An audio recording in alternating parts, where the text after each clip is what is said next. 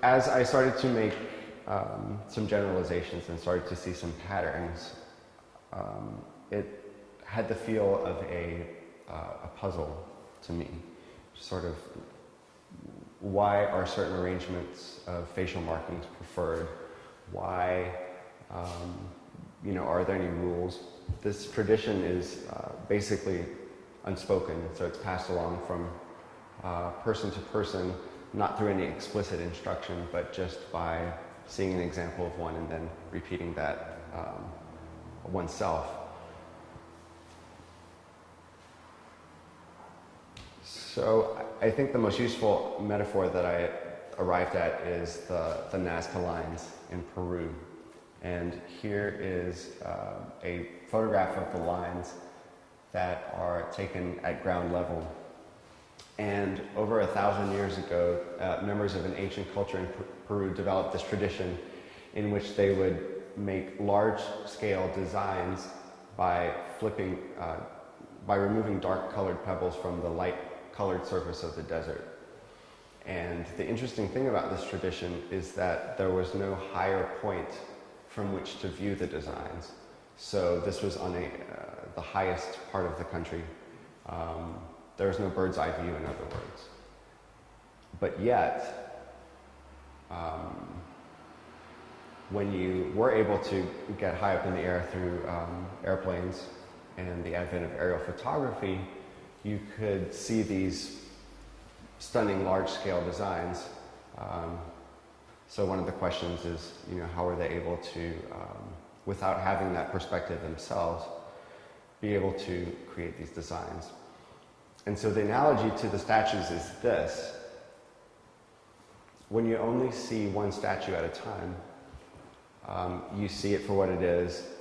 You may make note of the facial markings.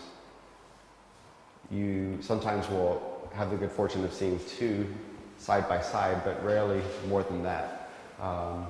In any one cemetery, there might be 3 or 4 total. So until you sort of step back and put all of the statues together, are you able to fully appreciate the structure that the statues exhibit?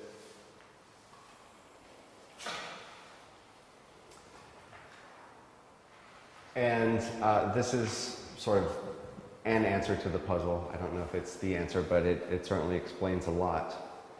Here you have the spectrum that you saw before, spectrum of facial completeness, going from simplest on the left to most complex on the right. But if you look at it in another way, you see them sequentially.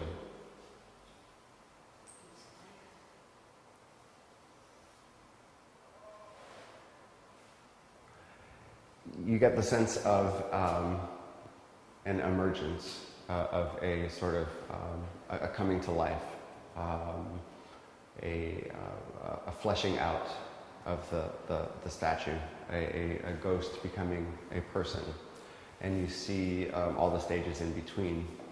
So the interesting thing, and I call this the hierarchy of features, is that when a statue is painted, it is as though it starts off white,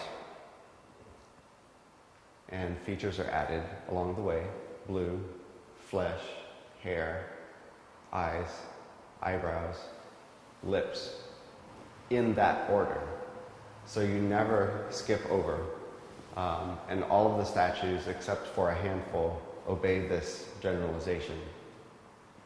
So if you think of any of the statues in the piece here, all except for one will obey this general principle. You can imagine, say for example, the statue with the red heart with the flesh face here. And starting from the left, she gets white, blue, and then the flesh is added in. The next one over, the hairline is painted in. And then the one exception to this hierarchy is the statue right next to she's the one with the smile on her face, between the brown one and the one with the hairline. And according to this hierarchy, if you added features, the next feature after adding hair would be the addition of eyes, so the one next door to her. but instead she's got a smile. And so I consider her an exception to this rule, but in a way she confirms the rule, because when you see her, she seems a little odd, or she seems misformed. And I don't mean that in a pejorative way. I actually think it's very cool, but she doesn't seem to follow the rules that the other statues follow. And I think it's because she doesn't obey this hierarchy.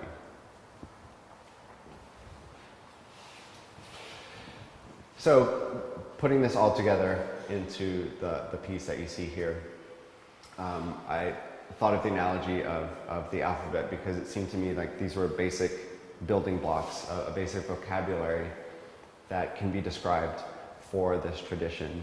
And so once I had these few anchor points, I added in more examples to sort of fill in the spaces, added some other elements.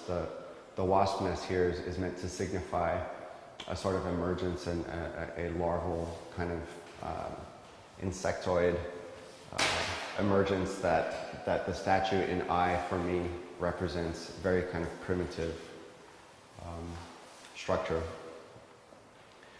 The grackle here, it marks the boundary between sight and no sight. And then I added some elements on the front end to suggest an emergence from sky, emergence from light, and then on the back end to suggest a fading away back to light. And then by having the ends with the same image, suggest a cycle, and the whole progression is repeated.